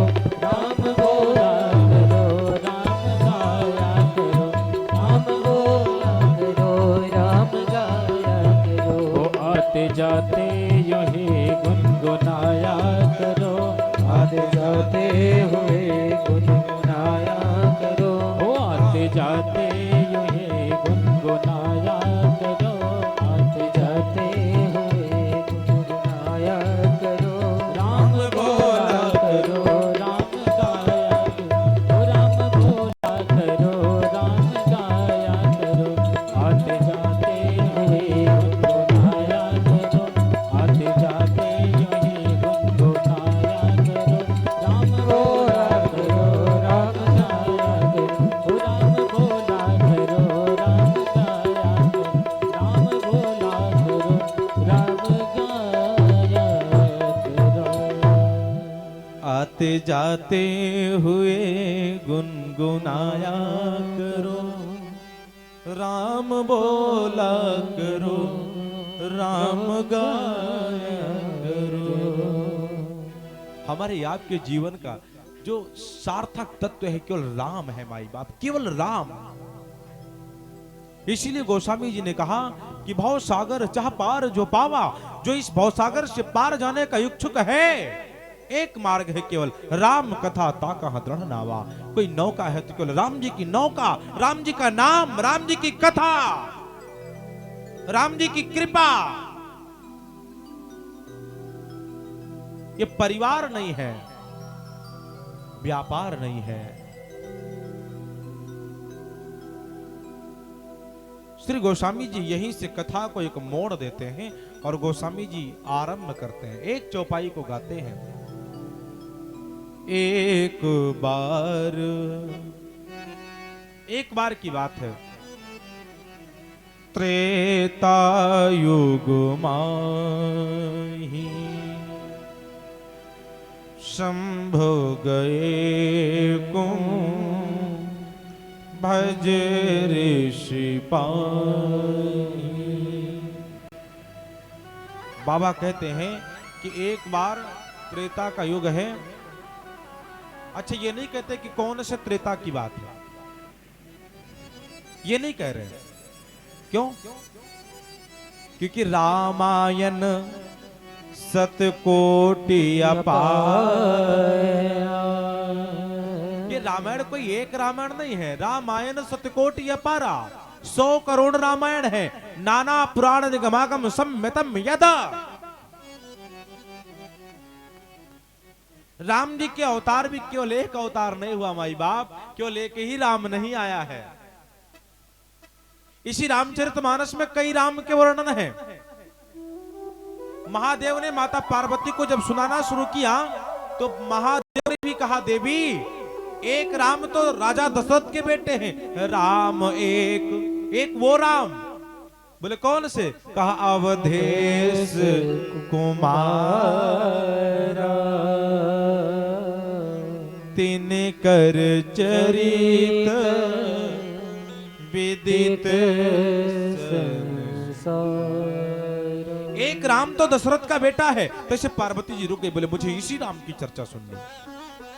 अच्छा, और भी यदि संकेत ले तो मिलता है इसी बालकांड में। मेरे राम जी सरकार ने जब धनुष का खंडन किया तो वहां पर गोस्वामी जी ने एक चौपाई लिखी है, ते ही छन माथे राम धनु तोरा। यहां पर भी बाबा ने स्पष्ट किया कि भैया एक ही राम नहीं है, यहां पर जो राम धनुष का खंडन कर रहे हैं ना, वो बीच वाले राम हैं। ते छन मध्य राम, बीच वाले राम ने तोड़ा है। अर्थात यहां पर केवल 3 राम का संकेत किया है। ऊपर एक राम है, उसका नाम परशुराम है, और नीचे एक राम आएगा, उसका नाम बलराम है, और जिसने धनुष का खंडन किया है वो दशरथ नंदन राम है। तो राम जी का एक ही अवतार नहीं हुआ है। इसीलिए गोस्वामी जी कहते हैं कि एक बार की बात है। त्रेता युग माही। एक बार की बात है, त्रेता का युग है। भगवान श्री महादेव के मन में विचार उमड़ा कि राम जी की कथा को सुना जाए, राम जी की चर्चा को सुना जाए। अब देखिएगा कितनी मस्त बात, एक ब्रह्म दूसरे ब्रह्म की कथा सुनने चल रहा है हो, और यहीं से रामायण आरंभ होती है। जहां पर महादेव राम की चर्चा सुनना शुरू कर दे, वहीं पर रामायण पैदा हो जाती है। और जहां पर राम महादेव की चर्चा सुनना शुरू कर दे, वहीं पर भागवत पैदा हो जाती है। क्यों? क्योंकि राम जी की कथा में महादेव गए हैं राम जी की चर्चा को सुनने के लिए, और भगवान कृष्ण की कृष्णावतार में महादेव गए हैं राम जी के साथ में नाचने के लिए। यहां पर चर्चा श्रवण करने के लिए जाता है तो एक संत बैठा होता है, उसका नाम अगस्त है, कुंभज है। और जब द्वापर में जाता है तो कोई संत नहीं होता, स्वयं बैरागी, स्वयं महाभोगी, योग के साथ में भोग करने वाला माधव नृत्य कर रहा होता है, और उनके साथ में मेरा महादेव भी नृत्य करना शुरू कर देता है। यहां पर कथा सुनने गए। त्रेता युग, त्रेता का युग है, विचार है कथा श्रवण करने का। बोले चले किसके पास? तो बोले एक ऋषि बैठ के गा रहा है।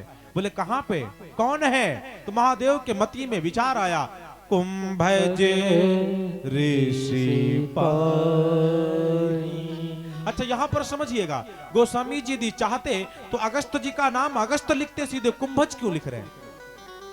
कुंभज लिखना तो एक प्रकार से अगस्त जी की अवहेलना हो गई ना। लेकिन गोस्वामी जी ने अगस्त नहीं लिखा है, यदि चाहते तो लिख देते शंभु गए अगस्त ऋषि पानी, लेकिन लिखा नहीं, उन्होंने कहा कुंभज ऋषि पानी। इसका मतलब क्या है, आपने विचार किया कभी? रामचरितमानस हमको आपको तोड़ना नहीं हो, जोड़ना सिखाती है। इसीलिए गोस्वामी जी रामचरितमानस में कुंभज कहते हैं, और कुंभज का मतलब है, तात्पर्य है। मानो गोस्वामी जी संकेत करना चाहते हैं कि भैया इस रामचरितमानस को जितनी बार आप पढ़ोगे, सुनोगे, श्रवण करोगे, मनन करोगे, चिंतन करोगे, स्मरण करोगे, उतनी बार आपके भीतर एक बैठा हुआ सम्राट जगेगा और बार बार आपको चुनौती देगा कि भैया प्रत्येक छोटे के साथ में जिसको बैठना आ जाएगा वही इस जगत का राम बन जाएगा। और यहां पर बाबा अगस्त को कुंभज कह रहे हैं। क्यों? क्योंकि कुंभज एकदम छोटा सा घड़ा होता है, एकदम घड़ा।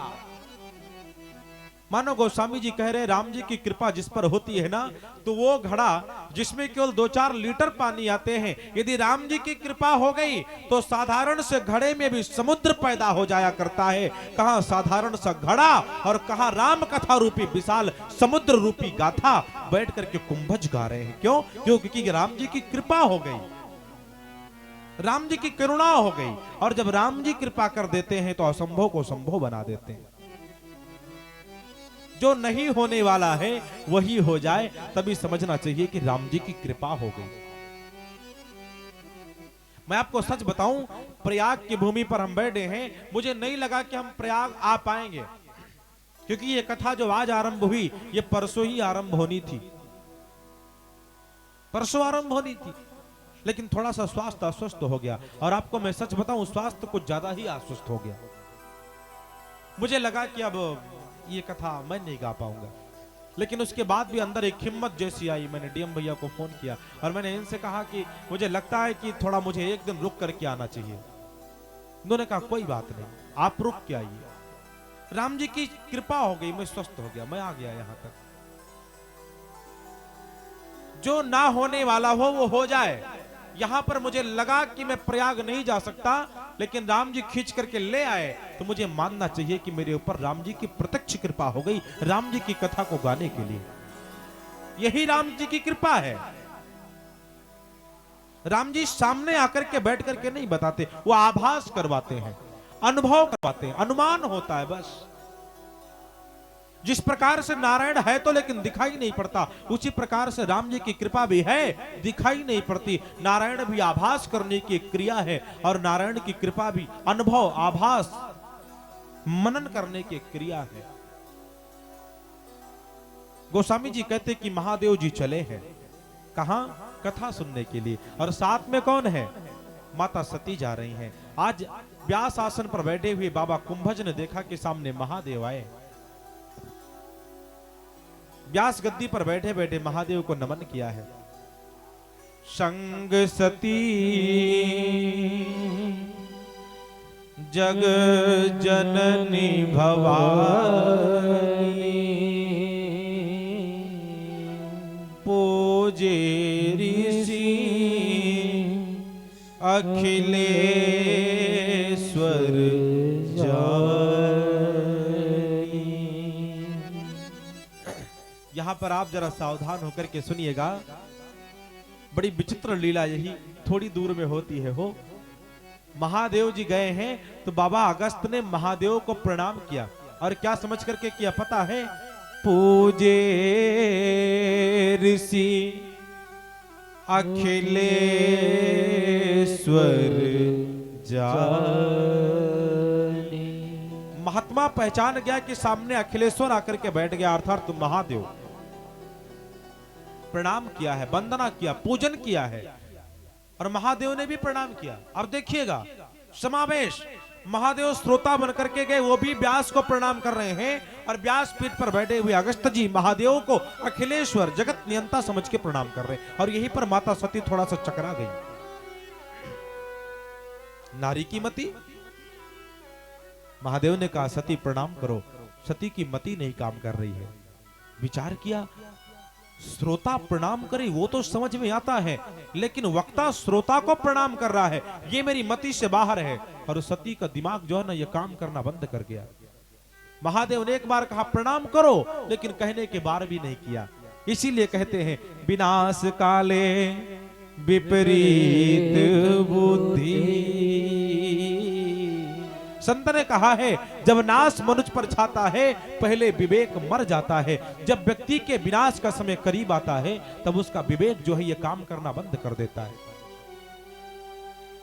और जब विवेक काम करना बंद कर देना, तो आपको समझना चाहिए कि संकट आने वाला है। और यदि संकट आने वाला है तो संकट आए उसके पहले ही जाकर के संकट मोचन के शरण में बैठ जाएं। लेकिन हम लोग इतने निकृष्ट हैं कि पहले नहीं जाते। दुख में सुमिरन सब करें, सुख में करें न को। जो सुख में सुमिरन करे, तो दुख काहे को।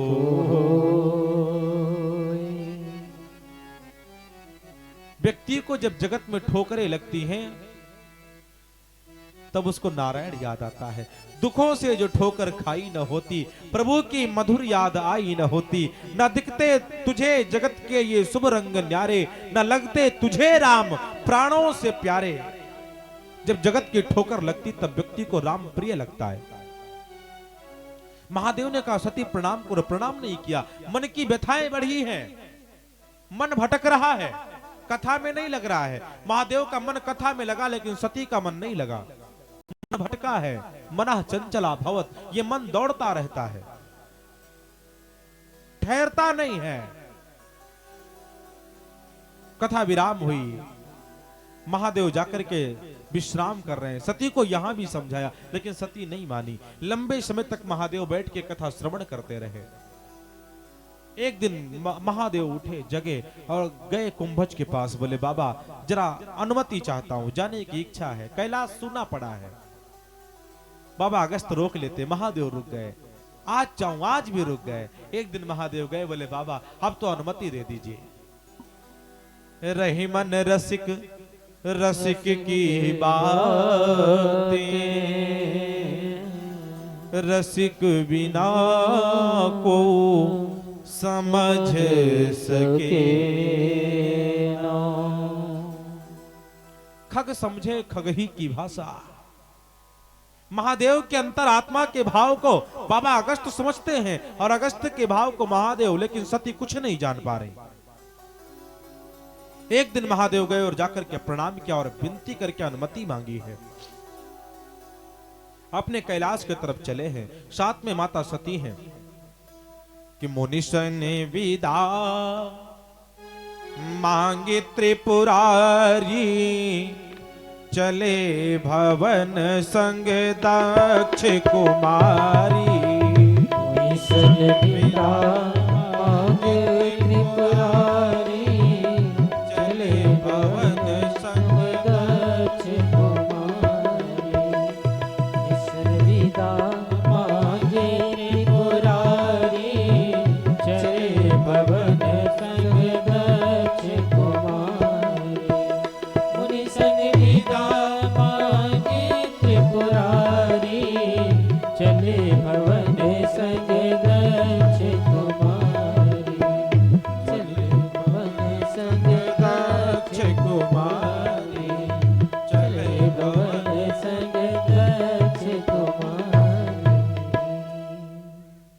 मुनिसन विदा मांगे त्रिपुरारी,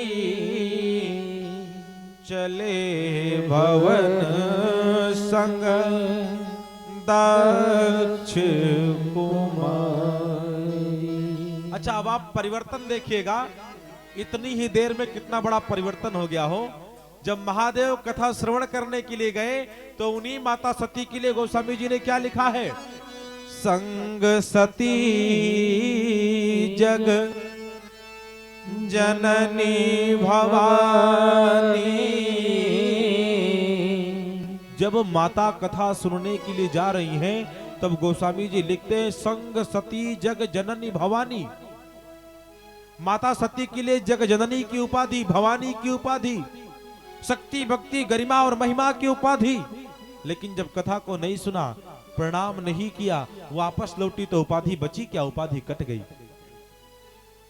केवल एक ही उपाधि बची है, पिता का नाम।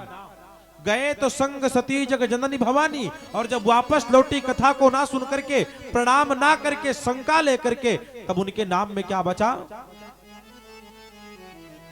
चले भवन संग दक्ष कुमारी। केवल दक्ष कुमारी बचा है। अच्छा, महादेव ने विचार किया, यदि अभी भी सती के मन की शंका दूर होती है, यदि अभी भी सती समझती है ना, तो हो सकता है कि राम जी थोड़ी सी कृपा कर देंगे। महादेव जी जिस मार्ग से जा रहे हैं उसी मार्ग में हमारे राम जी सरकार कौतुक कर रहे हैं। ये बात तब की है, राम जी का अवतार हो गया है, माता जानकी के साथ में विवाह हो गया, राजा बनने वाले, लेकिन राजा बने नहीं, वनवास आ गए, और वनवास में उनकी पत्नी का हरण हो गया है। अपनी पत्नी माता जानकी को मेरे राम जी सरकार खोज रहे हैं। हे खग मृग हे मधुकर श्रेणी, तुम देखी सीता मृग नयनी। मेरे राम जी सरकार माता जानकी को खोजते खोजते जा रहे हैं। उसी समय महादेव माता सती को लेकर के पहुंचे। महादेव ने विचार किया, यदि सती यहाँ पर ब्रह्म को प्रणाम कर लेंगे तो इनकी सारी गलती क्षमा हो जाएगी। यहाँ पर महादेव ने सती से कहा, सती प्रणाम करो, ये ब्रह्म है, राम है, राम अनामय अज भगवंता, ये ब्रह्म है, अनादि है, अकल्प है, प्रणाम करो। माता सती ने विचार किया कि जो अपनी पत्नी के लिए विरह कर रहा हो, जो अपनी पत्नी के शोक में वेदना से लिप्त हो गया हो, वो ब्रह्म कैसे हो सकता? ये ब्रह्म नहीं है। माता सती ने प्रणाम नहीं किया, और जब यहां पर राम जी को भी प्रणाम नहीं किया ना, तब तो महादेव ने क्षमा नहीं किया। व्यास को प्रणाम नहीं किया, माफ कर दिया। राम जी की कथा को नहीं सुना, महादेव ने क्षमा कर दिया। लेकिन जब राम जी को प्रणाम नहीं किया तो महादेव ने क्षमा नहीं किया। गोस्वामी जी ने लिखा है, और क्या लिखा पता है? बाबा जी कहते हैं कि चले जात शिव सती समेता। जो पिता का नाम जुड़ा था ना, दक्ष सुता अभी जो बची थी, दक्ष का नाम भी कट गया, केवल एक ही उपाधि बची है, सती। मानो यहां पर एक संकेत हमको आपको भी लेना चाहिए, जो राम जी से अपने आप को जोड़ करके रखेगा, उसके पास में जगत के सारे संसाधन होंगे, सारी उपाधि होगी। और यदि राम से विलुप्त हो जाएगा, राम से दूर हो जाएगा, तो रामचरितमानस कह रही है कि उसको जगत में कहीं पर भी ठौर मिलने वाला नहीं है, कोई उपाधि उसके काम आने वाली नहीं है। माता सती के मन में भ्रम है। महादेव ने समझाया, मानी नहीं। महादेव ने कहा जाकर के परीक्षा ले लो। माता सती परीक्षा लेने के लिए चली हैं। अच्छा देखिएगा, परीक्षा और प्रतीक्षा दोनों में ज्यादा अंतर नहीं है। देखने में, सुनने में सब एक जैसे लगते, परीक्षा प्रतीक्षा, लेकिन दोनों के भाव, दोनों के परिणाम बड़े विचित्र हैं। परीक्षा करने के बाद में हमको आपको दंड का भागी बनना पड़ता है, और प्रतीक्षा करने के बाद में हमको आपको फल और कृपा का भागी बनना पड़ता है। परिणाम, रामचरितमानस में परीक्षा किया है मारीच ने, दशा क्या हुई, मारा गया। परीक्षा लिया है सुपनखा ने, दशा क्या हुई, मारा गया। और प्रतीक्षा किया है माता शबरी ने, दशा क्या हुई, मेरे राम जी ने जंगल में बैठे हुए ऋषियों से, मुनियों से, जो कई सैकड़ों वर्ष से तपस्या कर रहे, उनसे माता शबरी का दरवाजे का मार्ग पूछा है ना, तो शबरी नहीं कहा। मेरे राम जी ने कहा है कि यहीं पर कहीं मेरी माता शबरी रहती है। अब आप विचार करो, जिसको स्वयं जगत पिता अपनी मां कह दे, वो कोई साधारण नारी हो सकती है क्या? प्रतीक्षा किया है विदुर ने, दशा क्या हुई, दुर्योधन घर में वा त्याग्यो, सागे विदुर घर खाई। दुर्योधन के घर के मेवे को त्याग दिया और विदुर के घर में जाकर के केले के छिलके को खाते हैं। ये प्रतीक्षा है। जगत में जब कभी आपको अवसर मिले ना, तो परीक्षा नहीं, नारायण की प्रतीक्षा करना। माता सती प्रतीक्षा और परीक्षा के चक्कर में फंस करके परीक्षा लेने गई हैं। महादेव से कहा आप कहां रहोगे, तो महादेव ने कहा तुम जाओ, जब तक मेरे पास वापस नहीं आती ना, तब लग बैठी आहूं बट छाई। जब तक तुम मेरे पास आती नहीं, तब तक मैं यहीं बैठा रहूंगा, जाओ। माता सती गई हैं और जाकर के माता सती ने सती कीन्ह सीता करवे सा। माता सती ने सीता का स्वरूप बनाया है और सीता को महादेव अपनी मां समझते हैं। मां, और जैसे सती ने मां का स्वरूप बनाया ना, तैसे महादेव जान गए कि अब सती के साथ में मुझे बैठना नहीं है। मेरे राम जी सरकार निकले हैं, लक्ष्मण ने प्रणाम किया है, प्रभु श्री राम ने भी प्रणाम किया है। सती के मन की माया को खींचा है, महादेव के कुशल क्षेम को पूछा है। मेरे राम जी आगे बढ़े, माता सती वापस महादेव के पास में आई हैं। महादेव ने कहा सती परीक्षा ले लिया, सती झूठ बोल गई। आप देखिएगा, सती गलती पे गलती कर रही हैं।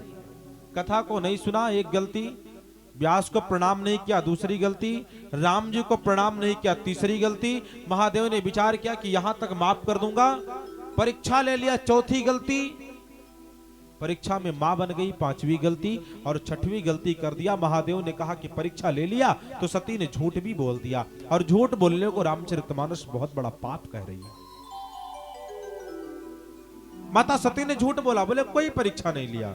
कछु न परीक्षा लीन गोसाई, कोई परीक्षा नहीं लिया। तो महादेव ने कहा फिर किया क्या? तो सती ने कहा वही जो आप करते हैं। महादेव ने कहा मैं क्या करता हूं? तो सती ने कहा कीन्हे प्रणाम तुम्हारे नाम। जैसे आप प्रणाम करते हैं ना, वैसे मैंने भी प्रणाम किया है। महादेव को यह बात हजम नहीं हुई।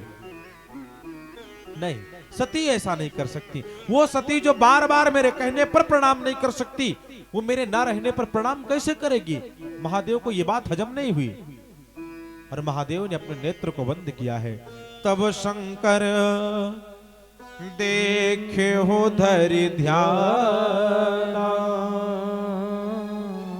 सती जो कीन्ह चरित सब जाना।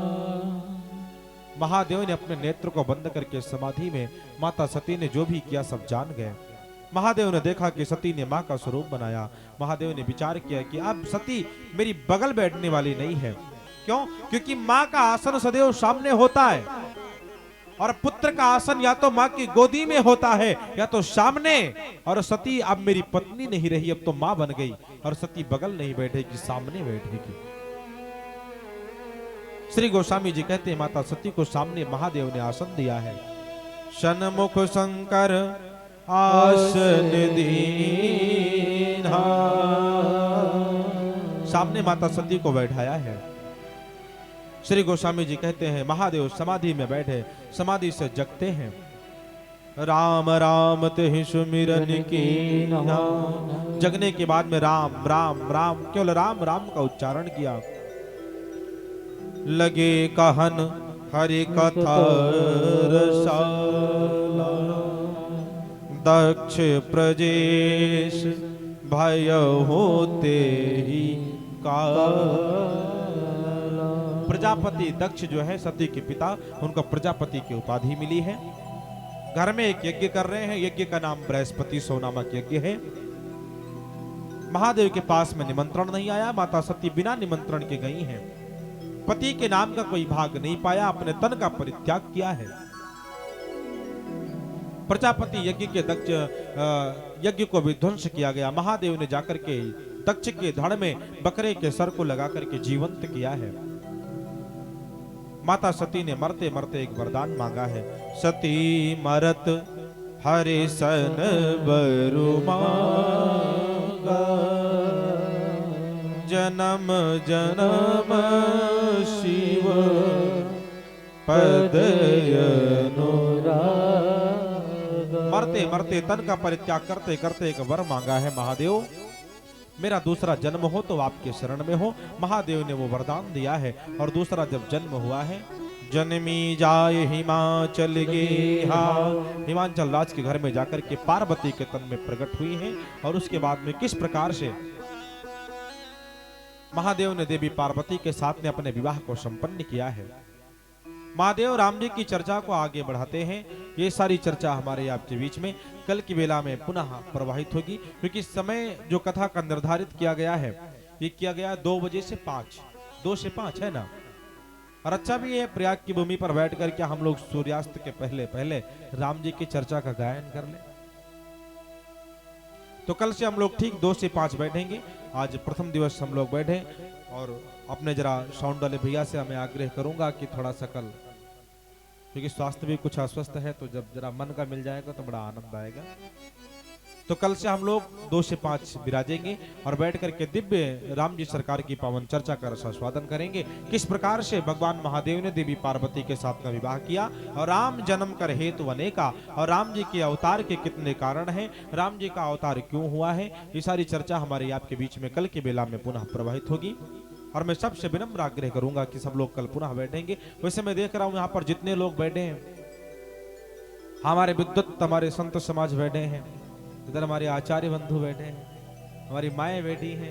अब इनके समक्ष में बोलूंगा क्या, मैं यही बड़ी देर से चिंता में पड़ा हूं, क्योंकि श्रोता वक्ता ज्ञान निधि कथा